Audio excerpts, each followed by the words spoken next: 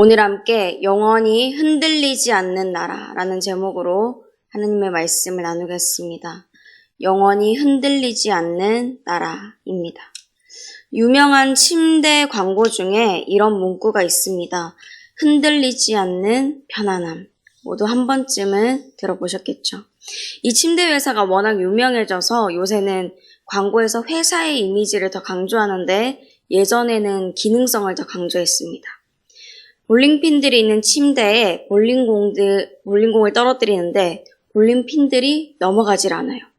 그만큼 흔들리지 않게 편안해서 잠을 잘 잘 수 있다라는 거였죠. 또 이후에 나온 광고가 참 재밌는데요. 이 볼링핀이 넘어가지 않는 장면을 한 부부가 TV로 봅니다. 그러더니 남편이 정말 흔들리지 않는다고 하면서 네모진 TV로 올라갔다가 침대로 뛰려고 해요. 아내가 우리는 그 침대가 아니에요. 그러니까 그 침대를 안 쓴다는 거죠. 다른 침대라는 거죠. 근데 남편이 뛰어서 누워버립니다. 순간 아내는 남편이 뛰어내린 침대에 있는 그 스프링의 탄성 때문에 어떻게 됐을까요? 뛰어오르는 거예요. 그럼 또 어떻게 될까요? 아내가 올라갔다가 돌아오니까 또 남편이 또 뛰어오릅니다. 우리 회사의 침대는 다른 일반 침대의 스프링과 다르다라는 걸 보여주는 거죠. 침대만 흔들려도 사람은 잠을 잘 자지 못합니다. 다음 날에까지 영향을 미쳐요. 그런데 더욱이 무너져 내리고 흔들리는 곳에서 살아간다면 어떻겠습니까?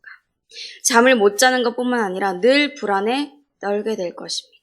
그런데 하나님은 하나님의 자녀들, 백성들인 그리스도인들에게 영원히 흔들리지 않는 나라를 허락해 주셨습니다. 그 나라를 그리스도인들이 어떻게 받게 되었는지, 받은 자들은 어떻게 살아가야 하는지 함께 말씀을 나눠보겠습니다. 하나님은 이 나라를 주시기 이전에 택하신 이스라엘 백성들에게 하나님의 율법, 옛 언약을 주시길 원하셨습니다. 모세를 통해 하나님의 말씀을 주실 것이기 때문에 모세를 믿어서 하나님 말씀을 잘 받게 하시려고 직접 시내산에서 그들을 만나고자 하셨어요. 그런데 이스라엘 백성들은 하나님 앞에 서는 걸 굉장히 두려워했습니다. 그 이유가 오늘 본문 18절에서 20절까지 말씀이 있습니다. 히브리서 저자가 인용한 출애굽기 19장 말씀과 함께 보면 이렇습니다. 이스라엘 백성들이 모세와 함께 하나님께서 임재하시기를 기다리면서 시내산에 있는데 구름이 빽빽하게 산 위에 쌓입니다. 그러니까 굉장히 어두워지겠죠. 우레와 번개가 막치고 사나운 비바람이 폭풍처럼 불어옵니다. 그 가운데서 나팔 소리가 엄청 크게 들려오는 거예요. 이게 하나님께서 임재하신다는 신호죠. 그 나팔 소리 후에 시내산에 굉장히 많은 연기가 자욱해집니다. 그러더니 불 가운데서 이 여호와 하나님이 강림하시는 거예요. 연기가 온 산을 덮을 정도로 떠오르고 온 산은 크게 진동을 합니다. 아까 들리던 나팔 소리는 점점 더 크게 들려옵니다. 그러다가 모세가 하나님께 말씀하니 하나님께서 음성으로 대답을 하시는 거예요. 시내산에 임재하신 하나님의 위엄과 영광을 이스라엘 백성들이 똑똑히 본 거죠. 이 장면을 보고 모두 넋이 나갔을 것입니다. 그 거룩하신 하나님 앞에 이들이 다가갔을 때 하나님이 정하신 경계선에 넘어갈 때 짐승이라도 죽임을 당할 것이다. 이런 명령도 있었기 때문에 하나님의 음성을 듣는 것도 하나님의 임재에 서는 것도 이들이 굉장히 두려워했어요. 하나님과 가까이 지내고 대면했던 모세조차도 하나님 앞에 서는 게 참 두렵다. 내가 떨린다. 라고 고백했습니다.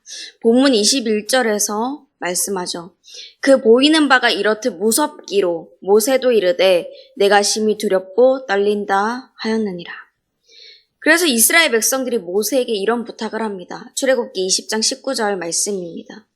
모세에게 이르되 당신이 우리에게 말씀하소서 우리가 들으리이다. 하나님이 우리에게 말씀하시지 말게 하소서 우리가 죽을까 하나이다. 하지만 하나님은 그들에게 공포심을 심어주려고 하지 않으셨습니다.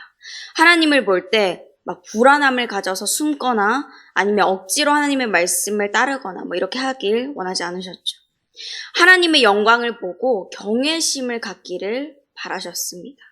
경외는 존경해서 조심하는 마음이죠. 거룩한 두려움입니다. 존경하는 우리 부모님을 뵐 때, 스승님을 뵐 때 공포심을 가지고 모시는 게 아니라 공경하고 예의를 지키죠. 그런 마음입니다. 모세가 이런 하나님의 마음을 전했지만 이스라엘 백성들은 여전히 두려워했습니다. 그저 눈에 보인 하나님의 영광 때문만은 아니었습니다. 바로 죄 때문이었습니다. 하나님의 명령대로 그 앞에 서기 전까지 정결하게 준비를 했어요.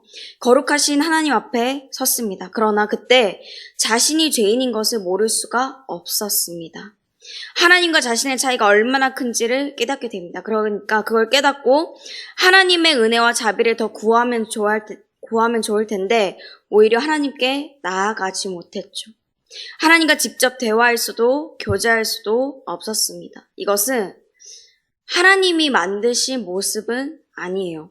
원래 사람은 하나님이 만드신 아름다운 에덴 동산 그 나라에서 평안을 누리고 하나님과 친밀히 교제하면서 살아가는 존재로 만들어졌습니다. 누구보다도 하나님을 사랑하고 하나님의 사랑을 받는 존재로 말이죠. 하지만 아담과 하와가 하나님의 말씀에 불순종해서 선악과를 따먹음으로 죄가 그들 안에 들어왔고 하나님과 그들의 사이는 극도로 멀어지게 되었습니다.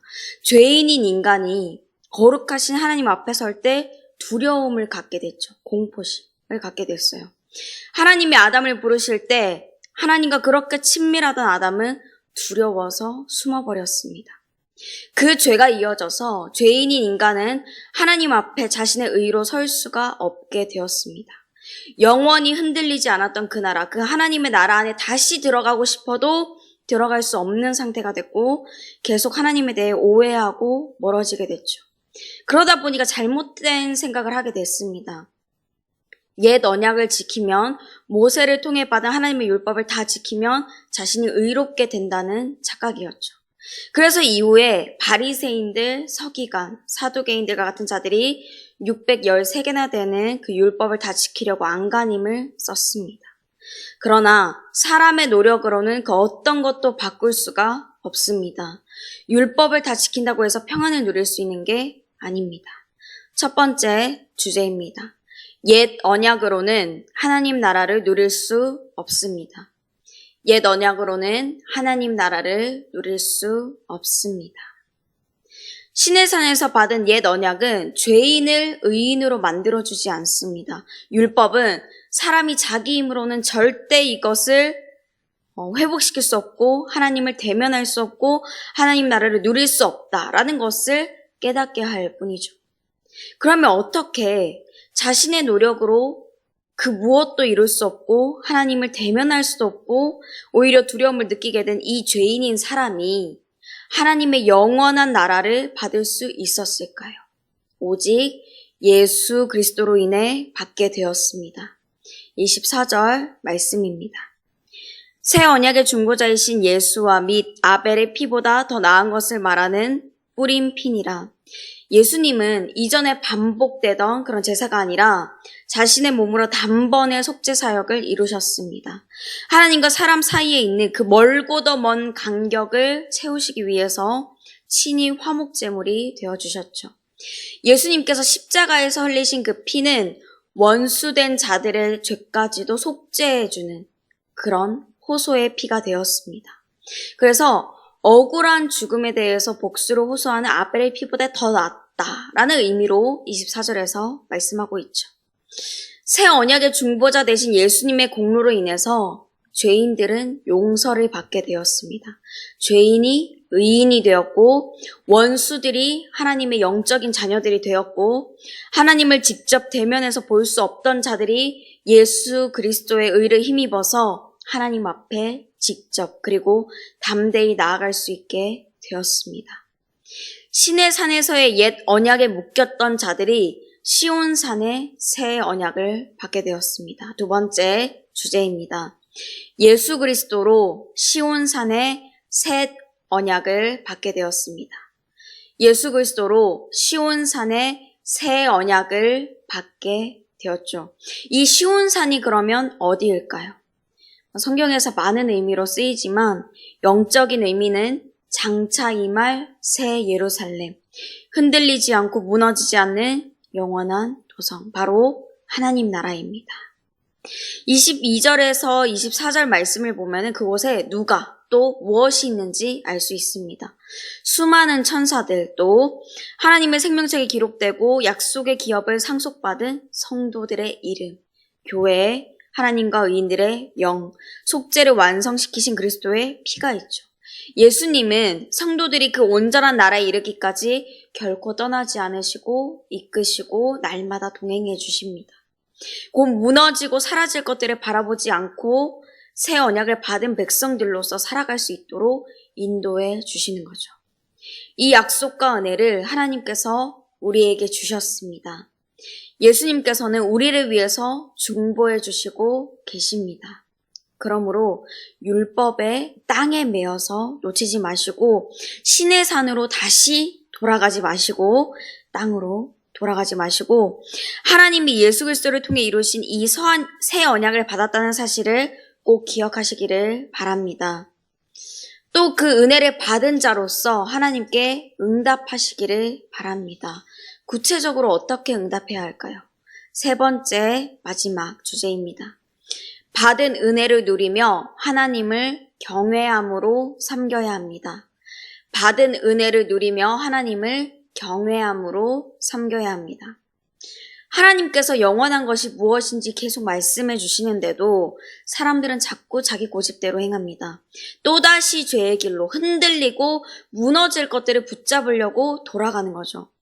그런 히브리서의 독자인 이 유대인계 히브리인들에게 저자는 엄중하게 경고합니다. 25절 말씀입니다.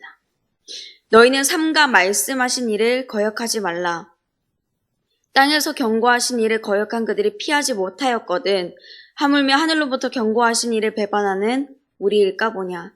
그러니까 옛적의 그 언약, 율법을 어겨도 죽임을 당했는데 예수님으로 인해서 하나님께 담대하게 나아갈 수 있게 된 이 은혜를 잊고 복음을 거역하면 더 큰 심판이 있지 않겠냐라고 하는 말입니다. 그리고 시내 산에서 하나님이 이스라엘 백성들에게 율법을 주실 때는 땅만 진동했지만 마지막 날에는 하나님께서 땅뿐만 아니라 하늘까지도 진동시키실 것이라 하신 말씀을 생각나게 합니다. 왜 하나님께서 하늘까지 진동시키시는 걸까요? 현재의 땅과 하늘을 무너뜨리시고 진동하지 않을 새 하늘과 새 땅을 이루시기 위해서 흔드시는 것입니다. 하나님은 소멸하시는 불로써 불의한 것들을 모두 태우시고 흔드십니다. 그러나 무서워서 떨지 않아도 괜찮습니다. 유대계 히브리인들도 또 이 말씀을 듣고 있는 우리 그리스도인들도 흔들리지 않는 나라, 그 하나님 나라를 유업으로 받았기 때문입니다.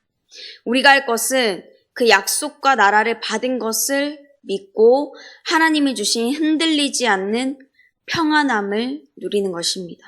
그리고 누리는 것으로만 끝나는 게 아니라 아직 완성되지 않은 그 나라가 완성되기까지, 그리고 그 이후로도 계속해서 하나님을 경외함으로 섬기는 거죠. 오늘의 주제 말씀인 28절 말씀을 다 함께 읽도록 하겠습니다. 28절 말씀입니다. 그러므로 우리가 흔들리지 않는 나라를 받았은즉 은혜를 받자. 이로 말미암아 경건함과 두려움으로 하나님을 기쁘시게 섬길지니. 아멘. 그래서 은혜를 받자에서 받자보다는 누리다라는 의미가 더 맞습니다. 그래서 내 마음이 동할 때만 하나님의 뜻에 따르지 않고 모든 것이 무너지고 흔들리지만 결코 흔들리지 않는 그 하나님의 나라를 받았음을 믿고 그 나라를 누리면서 또 하나님을 경외하게 되시기를 소망합니다. 이제 말씀을 정리합니다. 사람들은 이 땅에 살아가면서 흔들리지 않는 편안함을 원하고 그 편안함을 얻지 못했을 때 불안을 가지고 살아갑니다. 하지만 하나님은 영원히 흔들리지 않는 나라를 우리에게 주셨습니다. 옛적의 시내산에서 받았던 그 옛 언약으로는 하나님 나라를 누릴 수 없죠. 율법에 매이게 되면 여전히 불안하고 하나님과 우리 사이에 멀어진 간격을 메울 수가 없습니다. 하지만 성도들은 오직 단 한 분, 예수 그리스도로 시온산의 새 언약, 하나님 나라의 새 언약을 받게 되었습니다. 예수님이 새 언약의 중보자가 되어주셔서 그 온전한 나라를 우리가 유업으로 받게 된 거죠. 이 은혜를 우리가 받았으니 받은 은혜를 누리면서 하나님을 경외함으로 섬겨야 합니다. 다시 잊고 불안해하면서 이 땅에서 사는 게 아니라 그 하나님의 나라를 주신 것을 이미 받았음을 믿고 누리면서 안심하면서 또 그렇게 하나님 안에서 평안함으로 하나님을 경외함으로 섬기는 것입니다. 우리 주님 다시 오실 때까지 이 하나님의 나라를 소망하며 하나님을 경외함으로 섬기시고 또 흔들리지 않는 참된 평안을 누리시는 저와 여러분이 되시기를 주 예수 그리스도의 이름으로 축복합니다. 함께 말씀을 생각하시면서 찬송가 505장 부르시겠습니다.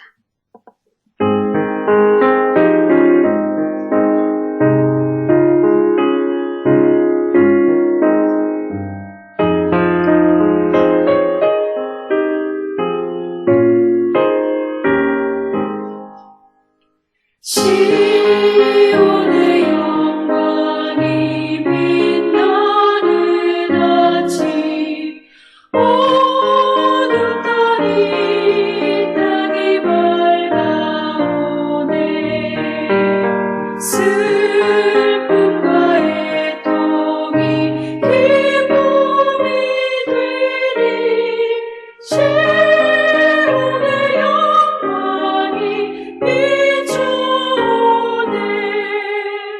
시온의 영광이 빛나는 아침 매였던 종들이 돌아오네 오래전 선지자 꿈꾸던 복을 만민이 다 같이 누리겠네.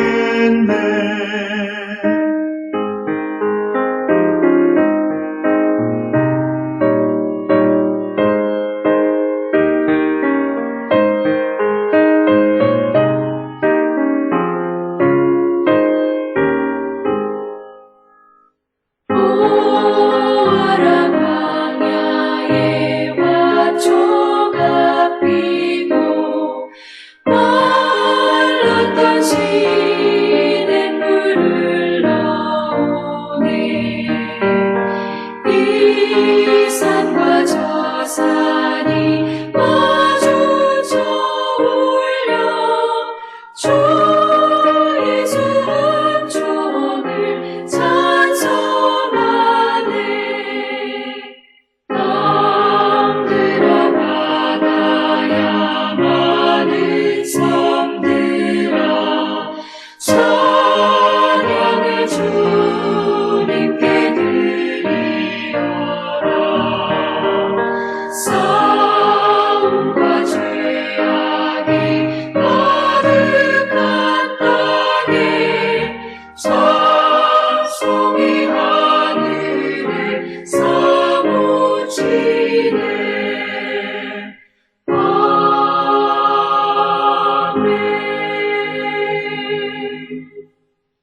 이제는 우리 주 예수 그리스도의 은혜와 하나님의 그 크신 사랑과 성령님의 교통하심이 그리스도께서 완성하실 약속된 그 나라를 소망하며 하나님을 경외하며 섬기며 살아가기로 다짐하는 모든 주님의 자녀들과 그 삶 가운데 이제부터 영원토록 함께 하시기를 간절히 축원하옵나이다. 아멘.